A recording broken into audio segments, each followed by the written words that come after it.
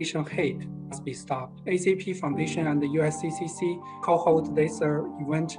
Actually, it's a part of UCA events. Now, I think this is the time where we can hear from you.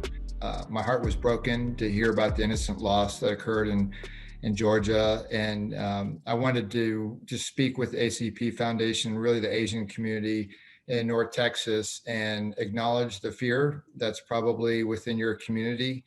And just wanted to speak with you briefly and just reassure you that you are viewed as a very valuable part of our community. We stand with you and value all the contributions that the Asian community is having on North Texas, but really across the state of Texas. You're one of the fastest growing demographics in Texas, and you're very welcome. You're contributing so much, so many great families and opportunities, and Texas is a better place because of the Asian community. So I just wanted to spend some time with you and make sure you realize that you weren't alone. I've had discussions with law enforcement this week and other leaders, and we want you to know that we're going to do absolutely everything we can to make sure that your community is safe here in Texas, specifically here in North Texas. The attack on the Asian community is an attack on all of us. You are a cherished part of our community, and you contribute so much. And what happened in Georgia was completely unacceptable.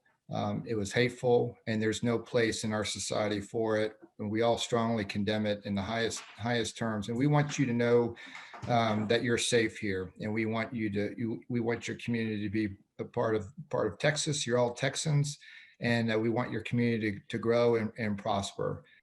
Any hatred to any races is truly not acceptable. U.S., we believe the country that we call home should be a country that embraces everyone from different backgrounds and value everyone equally. And we should do something to stop it. But even though we couldn't stop it, but like others to hear us, and we should do something. And if not in one generation, we can continue with the next generation. But we're here, we're fighting. We need to let them to know. I see this Atlanta event long time in coming. It's not really an isolated issue, but it's not going to be the last. Most of the hate probably is based on ignorance, even though there are other reasons. I have seen very insensitive words among our own in the last 48 hours. People start pointing fingers, people taking partisan positions. Those probably will not be helpful, because this is a Asian hate issue. We try not to, of course, we cannot avoid political involvement, but we try not to divide us any further. We need to educate ourselves. We need to be less discriminatory in our behavior as well. We need to be more sympathetic with people in less fortunate situations. We need to be more sensitive in our daily language. We need to open our heart. We need to be a better citizen. I have filed one of the as a joint author at the Texas House as condemning the racism against the Asian Americans and the Pacific Islanders. But I have also talked to many community leaders as well as a lot of elected officials. So let me comment on the president, President Gan, and setting this up and trying to wake up people. I don't want people to be so frustrated and then feel like, hey, most of you kind of like me, we are immigrants, okay? And you got so frustrated and decide to withdraw and yourself from the mainstream community and say, hey, we're not being treated fairly. And I don't think that's a good attitude. Actually, we should be more incentivized to get even more involved, because that's the way you can voice your concern. So when President Gan sent me the email say he was at Congressman Van Teller's electronic town hall meeting, I was very, very happy to hear that. That means you demonstrated how much you care for the community at large, how much you want to get involved. And when you know that the secret of having a voice is through the democratic process. First, make sure you always go to vote. Second, if we have qualified candidates, encourage them, help them come out to run for public office. I need to say that 化悲愤为力量. That means transform your anger into energy. Transform your anger into energy and a strength that you can really make a difference. Okay. So at this time, I believe great organizations like ACP and USCCC, please continue to do what you're doing. When President Gam sent me the statement, ACP's statement, I was really moved. That's a very, very good statement, especially when I read it here. Let me just quote this. At this time of crisis, it is more important for Americans of all faiths and ethnicities to stand together to do everything in our power to put an end to hate and help one another. And I think that's extremely right. If we take the positive attitude, this might be a turning point for we Asian Americans to make a strong voice and get to even a higher level. The best way to fight back any kind of discrimination and hate crime or whatever is continue to work hard and show people your strengths, and also show people that we can come together, voice our concerns. And when we come together, we have a strong voice and we have the power. But don't forget, justice depends on how loud you can voice. And justice also depends on how many friends, how many people support you. So help other people who need help.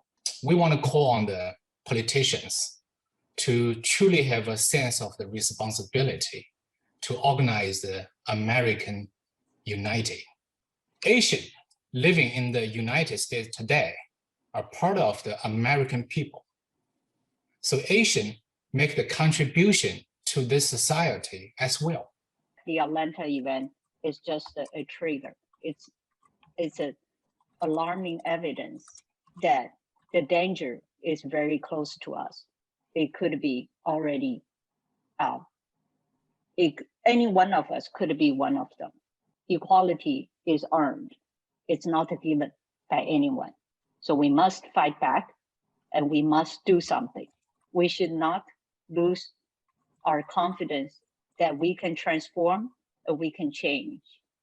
We can make this a turning point by connecting with each other, connecting with other Asian communities, by raising our voices, by getting involved, by volunteering, by donating goods to help other communities.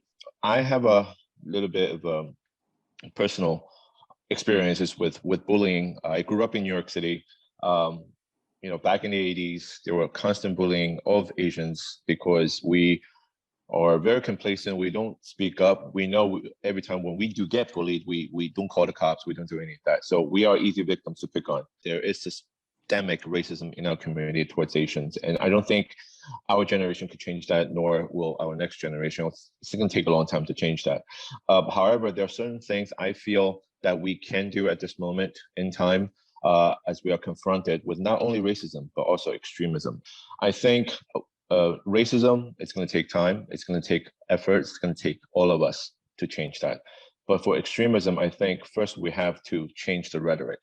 A lot of politicians have spoken out about China. They have spoken out about the reasons why we are in this COVID situations. I think we should send a message to those particular politicians, telling them they are stoking this fear. they are stoking the violence. They are the reasons why there's so much hate towards us. And that would be our immediate step towards that. And secondly, I think our intermediate goal is to get more involved. We have been scapegoated because of this COVID. There's no other explanation for this COVID but to blame us.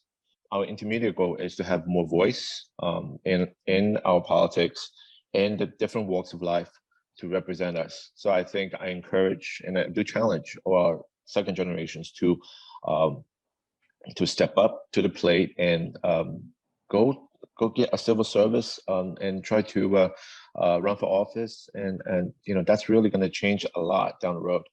And thirdly, I think how we're going to engage the community.